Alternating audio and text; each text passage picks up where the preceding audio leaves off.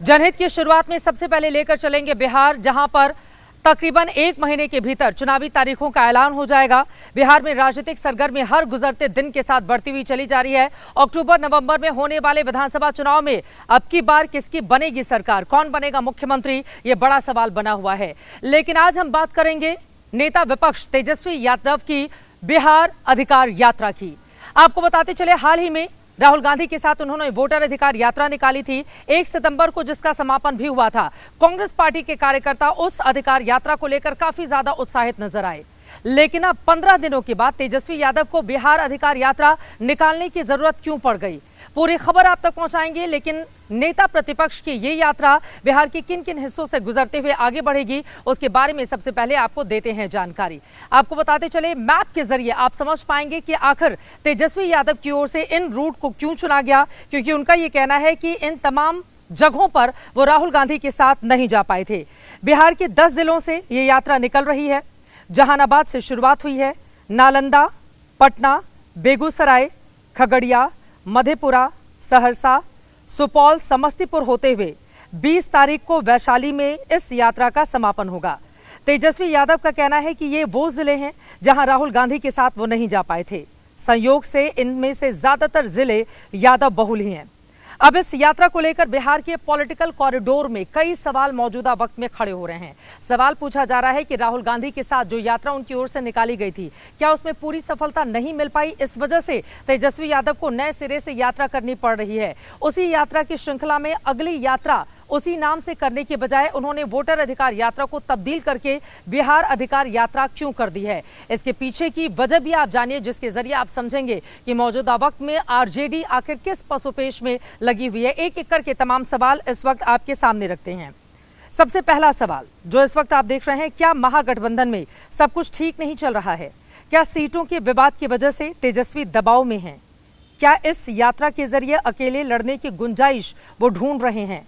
कहीं ऐसा तो नहीं कि कांग्रेस पर सीएम घोषित करने का दबाव बना रहे हों, क्योंकि मुख्यमंत्री को लेकर राहुल गांधी की ओर से हरी झंडी नहीं दिखाई गई, या फिर राहुल गांधी की साथ वाली यात्रा का बहुत अच्छा फीडबैक एसआईआर पर नहीं मिला, इसी वजह से तेजस्वी यादव को अकेले ही चुनावी मैदान में इस रूप में उतरना पड़ा है।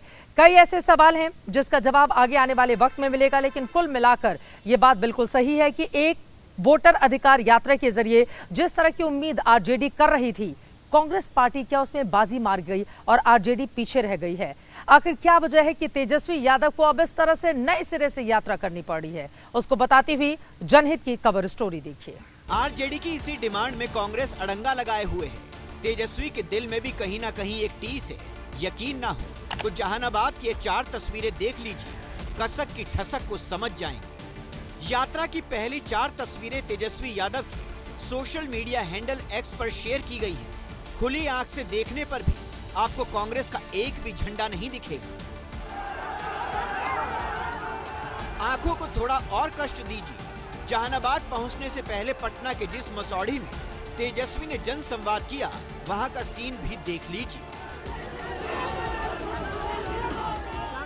इस वीडियो में आरजेडी के हरे झंडे के साथ लाल रंग के 2-4 झंडे लेफ्ट के तो हैं, लेकिन किसी और सहयोगी, खासकर कांग्रेस का तो कहीं कोई नामो निशान नजर नहीं आ रहा है।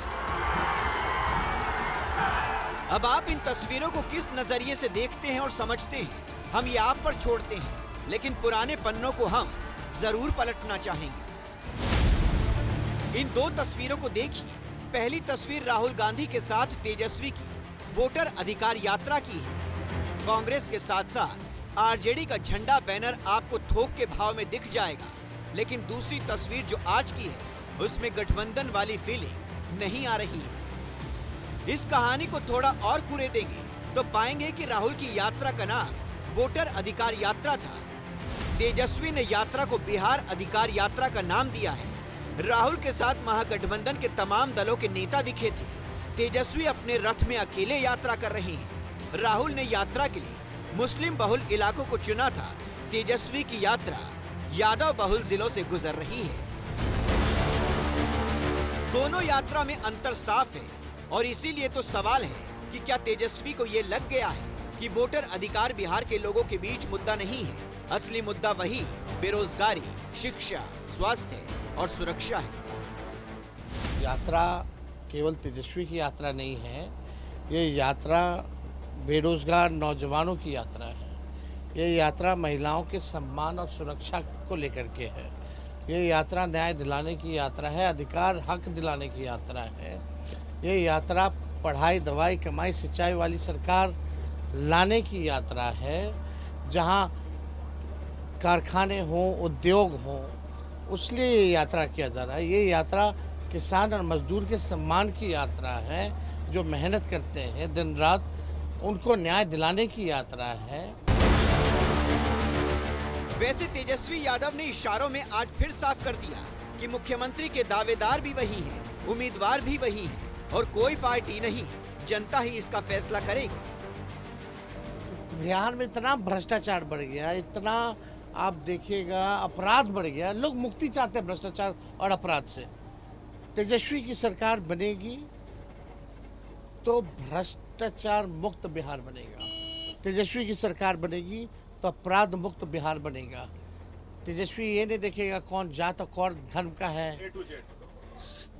कोई अगर अपराधी अगर किसी जाति धर्म का हो तो उस पर कार्रवाई करने से हटेगा नहीं।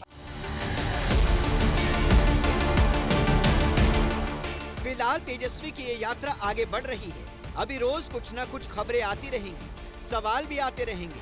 फिलहाल आप आरजेडी की तरफ से तैयार किए गए इस नए गाने को सुनिए, जिसमें तेजस्वी को सीएम बनाने का ऐलान कर दिया गया है। ये रिपोर्ट आपने देख ली, लेकिन अब बहुत सारे लोगों के मन में सवाल है कि आखिर तेजस्वी यादव से कांग्रेस पार्टी को दिक्कत किस बात की है।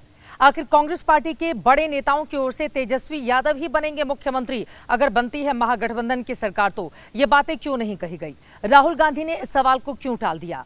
ये सभी के जहन में मौजूदा वक्त में कायम है। बिहार की सियासत देखें तो बीते 30 सालों से कांग्रेस पार्टी आरजेडी की पिछलग्गू ही बनकर रह गई है, क्योंकि 1990 के बाद उसका जनाधार लगातार बिहार में कम होता हुआ चला गया। देश के अलग अलग हिस्सों में भले ही कांग्रेस पार्टी का मजबूत वजूद हो, वो राष्ट्रीय पार्टी हो, उसके पास 99 सांसद हों, लेकिन बिहार की सियासत में जब आ पाएंगे तो फिर कांग्रेस पार्टी को तेजस्वी यादव लालू यादव के पीछे ही खड़ा पाएंगे। लेकिन जब से 2024 के चुनावी नतीजे सामने आए हैं, राहुल गांधी और कांग्रेस के हौसले बुलंद हैं।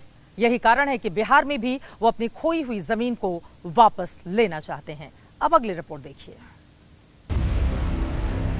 और इसीलिए एक के बाद एक 3 बड़े काम कर चुकी है। पहली तो राहुल ने अभी पिछले महीने ही वोटर अधिकार यात्रा निकालकर कमजोर पड़े संगठन को सक्रिय किया। दूसरा ये कि दलित बिरादरी के राजेश कुमार को प्रदेश अध्यक्ष बनाया। तीसरा काम ये किया कि संगठन का प्रभार कृष्णा अल्लावरू नाम के युवा नेता को दिया। अब इससे हुआ ये कि चुनावी साल में कांग्रेस एक्शन में आ गई। राहुल की यात्रा ने पार्टी को मुस्लिम इलाकों में मजबूत कर दिया। जो मुसलमान कुछ दिन पहले तक बटे हुए दिख रहे थे, वो कांग्रेस के पाले में एकजुट होते दिखने लगे। राजनीति के जानकार मानते हैं कि इसने कांग्रेस का सियासी शेयर हाई कर दिया है, बार्गेनिंग पावर को बढ़ा दिया है। यात्रा कांग्रेस को फायदा देगी और राजद को नुकसान होगा, क्योंकि कांग्रेस पिछले 1.5-2 सालों से जिस वोट बैंक को साधने की कोशिश कर रही है, वो वोट बैंक राजद का वोट बैंक रहा है बिहार में। अभी 3 दिन पहले ही बिहार कांग्रेस के प्रभारी कृष्णा अल्लावरू ने अच्छी और खराब सीटों का जिक्र करके तेजस्वी को दबाव में लाने की चाल चली थी। कहा, हर प्रदेश में अच्छी सीट और खराब सीट होती है। ऐसा नहीं होना चाहिए कि किसी दल को सब अच्छी सीट मिले और किसी दल को सभी खराब सीट बंटवारे में अच्छी और खराब सीटों का संतुलन होना ही चाहिए। और इससे पहले दबाव बनाने की रणनीति के तहत ही राहुल गांधी ने तेजस्वी के सीएम वाले सवाल को टाल दिया था, प्रोजेक्ट नहीं किया। तो बिहार को लेकर अभी तक आपकी पार्टी से साफ क्यों नहीं किया जा रहा कि तेजस्वी यादव सीएम बनेंगे बिहार में? बहुत अच्छे तरीके से एक पार्टनरशिप बनी है। हम मतलब सारी की सारी पार्टियां एक साथ जुड़कर काम कर रही हैं, कोई टेंशन नहीं है और म्यूचुअल रिस्पेक्ट है। कांग्रेस के इन कदमों ने आरजेडी के रणनीतिकारों को असहज कर रखा है। तेजस्वी पर पॉलिटिकल प्रेशर बढ़ा हुआ है। सूत्र बताते हैं कि कांग्रेस अब 2020 के सीट फॉर्मूले से नीचे आने को तैयार नहीं है। 144 सीटों पर लड़कर आरजेडी 75 सीट जीती थी, स्ट्राइक रेट 52% का था। कांग्रेस 70 सीट पर लड़कर 19 पर जीती थी, स्ट्राइक रेट 27% का रहा। लेफ्ट 29 पर लड़कर 17 सीट पर जीती, स्ट्राइक रेट 58% का रहा था। कहा तो ये भी जा रहा था कि सीट शेयरिंग में कांग्रेस को इस बार तेजस्वी 50 के नीचे निपटा देंगे, लेकिन राहुल के चक्रव्यूह में तेजस्वी फंस गए। वैसे खुद किसी तरह की खटपट की खबरों को वो गलत बताते हैं। जब आप ये यात्रा पर निकले हैं तो बीजेपी जदयू कह रही है कि अकेले क्यों यात्रा पर निकले हैं, 15 दिन पहले ही राहुल के साथ यात्रा किए थे, इस यात्रा में क्यों नहीं कोई महागठबंधन का दल शामिल हो रहा है? तो खटपट है आपस में? कहीं कोई खटपट नहीं। देखिए, जो नकारात्मक लोग हैं उनको हर चीज़ नकारात्मक ही नज़र आता है। हम लोग सकारात्मक सोच के लोग हैं, प्रोग्रेसिव सोच के लोग हैं। हमारी पार्टी है, सारी पार्टियां कार्यक्रम करती है, तो हमारा पार्टी क्यों ना कार्यक्रम करे।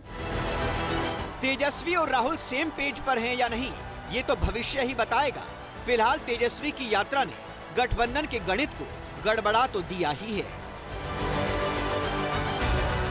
कांग्रेस पार्टी के बड़े बड़े रणनीतिकारों ने बैठकर काफी माथापच्ची की और बिहार में उन सीटों को अलग अलग किया जहां पर कांग्रेस पार्टी की जीत की संभावनाएं ज्यादा हैं और कांग्रेस पार्टी जहां खराब प्रदर्शन कर सकती है। इसके साथ ही जातीय गणित को भी लगाने की पूरी कोशिश की गई है। अब आगे बढ़ते हुए आपके सामने वो तथ्य रखते हैं जिसके जरिए कांग्रेस बिहार में मजबूती से अपने पैर जमाना चाहती है। कांग्रेस सूत्रों की माने तो पार्टी इस बार अगड़ों की जगह दलित और पिछड़ों को ज्यादा टिकट देना चाह रही है। साथ ही पार्टी गठबंधन में अपने लिए बहुत ज्यादा सवर्ण बहुल सीट नहीं चाह रही। लड़ने के लिए सीमांचल और मगध भोजपुर रीजन में ज्यादा सीटें चाह रही है। सूत्र ये भी बताते हैं कि कांग्रेस चाहती है कि उसका मुकाबला बीजेपी की बजाय उसके सहयोगी दलों से हो। कांग्रेस ने उन सीटों पर भी उम्मीदवारों का बायोडेटा लिया है जहां महागठबंधन के दूसरे दलों के विधायक अभी जीते हुए हैं। अब तेजस्वी की ये जो यात्रा है उसके जरिए दरअसल वो बिहार के अलग अलग हिस्सों का मिजाज भापना चाहते हैं। यादव बहुल इलाकों में जाकर वो अपने उम्मीदवारों की भी स्ट्रेंथ को पहचान लेना चाहते हैं। कौन कहां पर ज्यादा ताकतवर है, कौन कहां पर ज्यादा कमजोर है, उसका भी पूरा जायजा तेजस्वी अपनी इस यात्रा के जरिए लेना चाहते हैं। लेकिन बड़ा सवाल यह है कि सीटों के बंटवारे के भीतर कांग्रेस पार्टी और आरजेडी में उस बात पर बात बन पाएगी जिसको लेकर दोनों ही पार्टियां मौजूदा वक्त में अड़ी हुई हैं।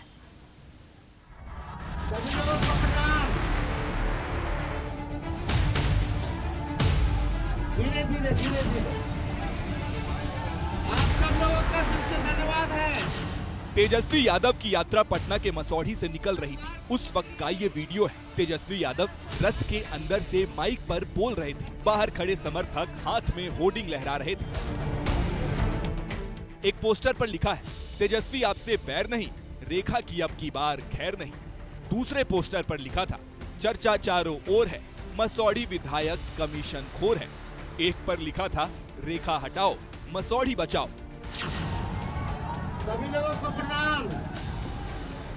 मसौढ़ी सुरक्षित क्षेत्र है जहां से आरजेडी की रेखा देवी 2 बार की विधायक हैं। इस यात्रा से तेजस्वी को कम से कम इस बात की जानकारी मिल गई है कि समर्थकों में माहौल उनके विधायक के खिलाफ है। इसके बाद तेजस्वी का काफिला जहानाबाद पहुंचा तो यहाँ भी कहानी कुछ वैसी ही दिखी। तेजस्वी जिस जगह पर खड़े होकर भाषण दे रहे थे वहां सामने खड़े दर्जनों लोगों के हाथ में लोकल विधायक के खिलाफ वाले पोस्टर थे। लिखा था, सुदय हटाओ जहानाबाद बचाओ। चाहे तो आप तेजस्वी के सामने लहराए जा रहे पोस्टर गिन सकते हैं। सुदय यादव 2 बार से आरजेडी के विधायक हैं। तेजस्वी यादव अपनी यात्रा के जरिए 66 विधानसभा सीटों को साधने की तैयारी कर रहे हैं। 2020 में एनडीए को 34 सीटों पर जीत मिली थी, महागठबंधन को 31 और एलजेपी को 1 सीट मिली थी। राजनीतिक रूप से यात्रा वाला ये इलाका यादव और अति पिछड़ी जाति बहुल है।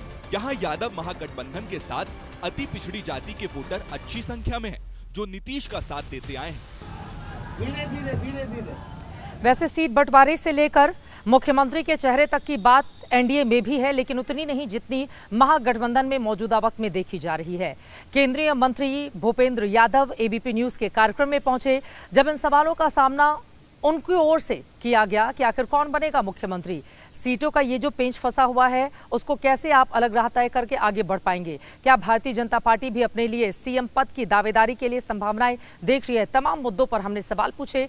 इस पर भूपेंद्र यादव की ओर से क्या जवाब दिया गया है, सुनिए केंद्रीय मंत्री को।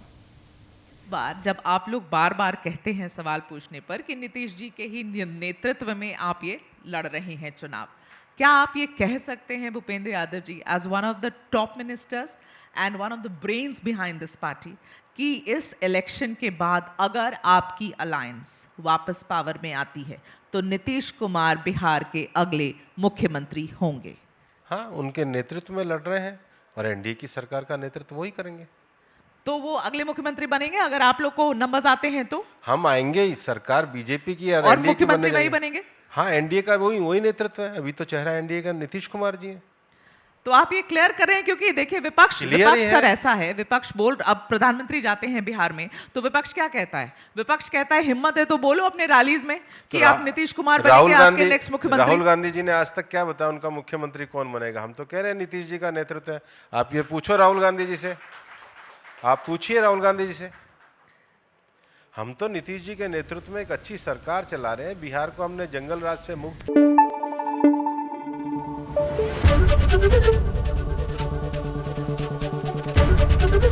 एबीपी न्यूज आपको रखे आगे।